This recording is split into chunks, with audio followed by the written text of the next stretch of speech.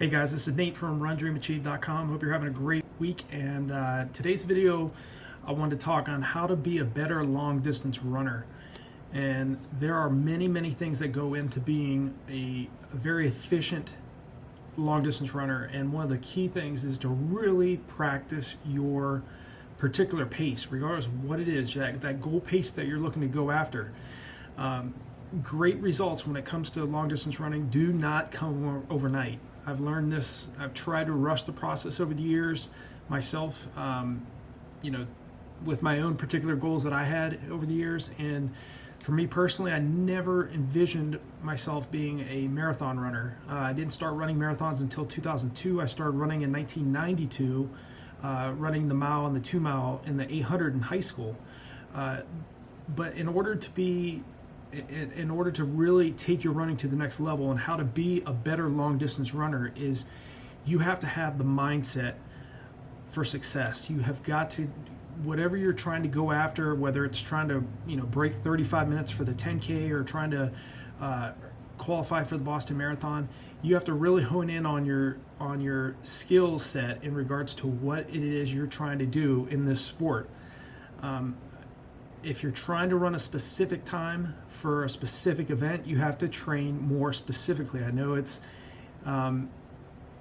very easy to say this, but in regards to running a particular distance over at a specific pace, over a specific distance, you have to really hone in on that goal race pace and practice it often.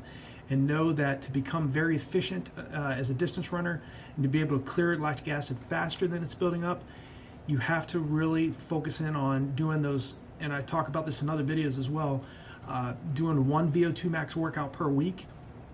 VO2 max is basically your aerobic capacity. It's pushing your heart rate to close to or above your maximum heart rate, and doing those really hard anaerobic workouts where we're doing like repeat miles or repeat 800s on the track with minimal rest, between like 2 to 3 minutes rest. Now, granted, in order to answer this question of how to be a better long distance runner, know that physiological adaptations take time. It doesn't occur overnight.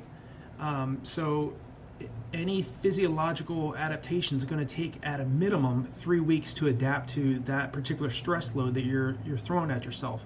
So don't expect quick results. Know that what you're doing is the workouts you're doing today, the benefits of the workouts you're doing today are going to be seen weeks and months down the road. So I highly recommend either hiring a coach or purchasing. I have a lot of resources on RunDreamAchieve.com. If you want to work particularly with me, I do have consultation calls where we work one-on-one.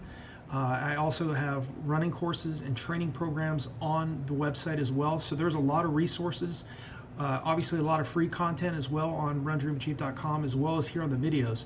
So you can take what you will, and but there are some more advanced types of training that are there, and resources that are there for you on the website. That's another big part of being, in terms of how to be a better long distance runner, is really start investing in yourself. Start taking, if you want to really step it up and go to the next level, you have to get to a point where you're starting to study strategies and learning from athletes and coaches that have done what you want to do as an athlete, as a long distance runner. You've got to get beyond just the physical side of your preparation. We've all gotten very good at the physical aspect of training and preparing for our middle to long distance races, but it's the mental aspect that a lot of athletes really screw it up on, because they're not spending enough time really visualizing and spending time between 10 to 20 minutes each day. I think that we really fail in that department, because we've gotten very caught up in how many miles we're running, how many kilometers we're running, what workouts we're doing, but we miss that mental aspect of our preparation.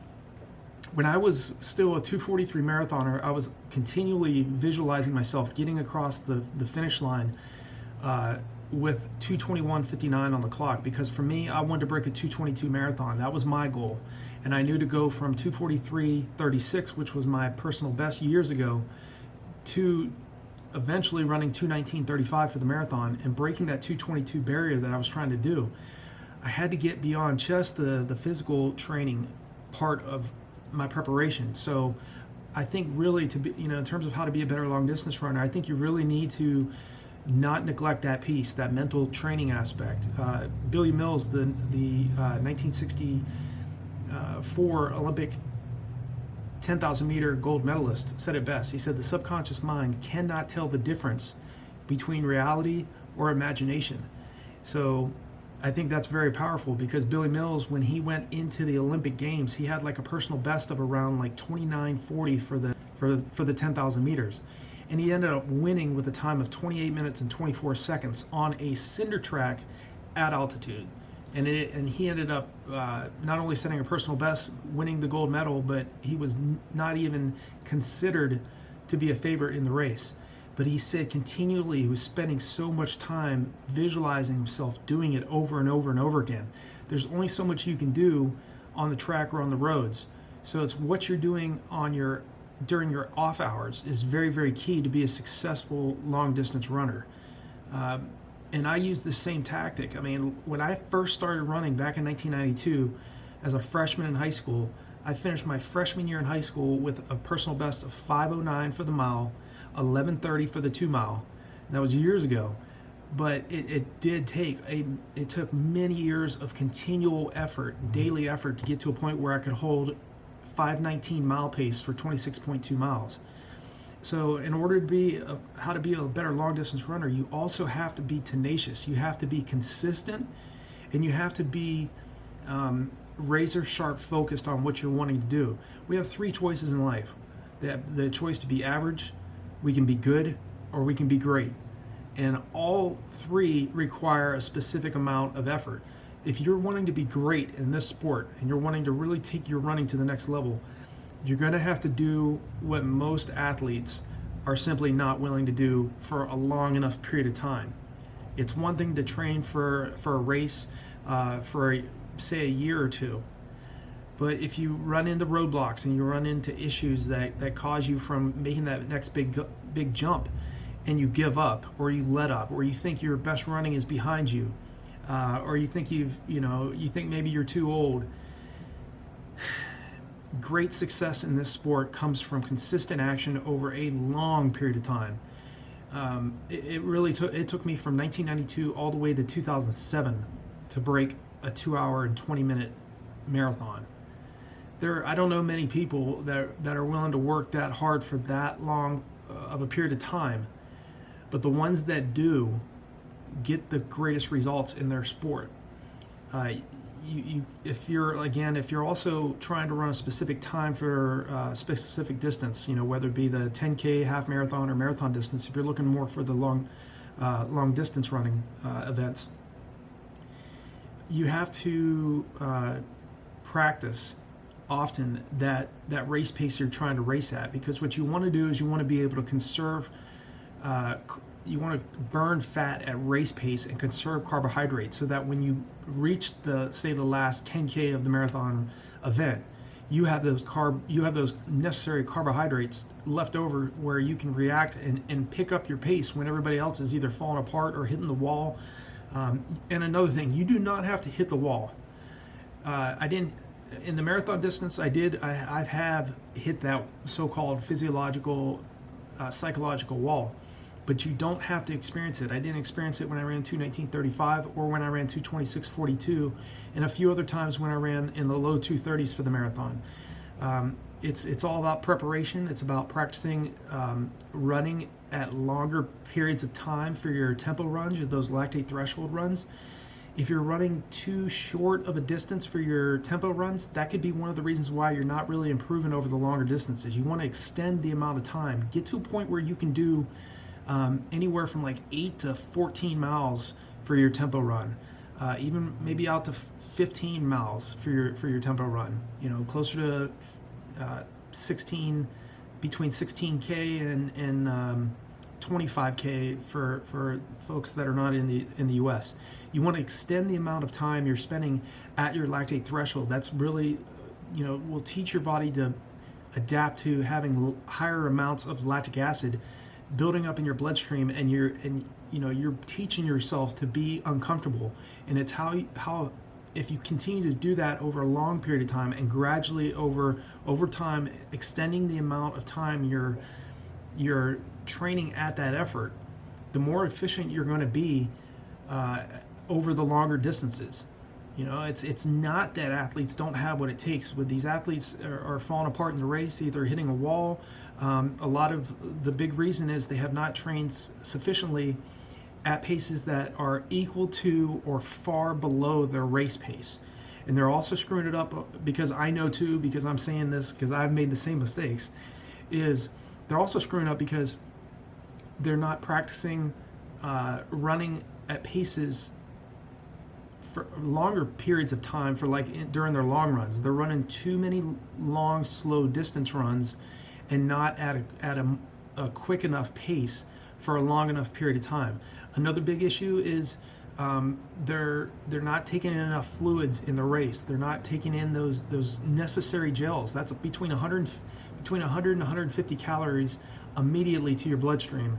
And if you neglect that in the race, say you're just sipping on Dixie cups, a few Dixie cups in the race, and you're not drinking and you're not ingesting any additional sugars in your race, that's really going to affect you to not only be able to maintain the pace, but to be efficient. And you want to be efficient when it comes to long distance running.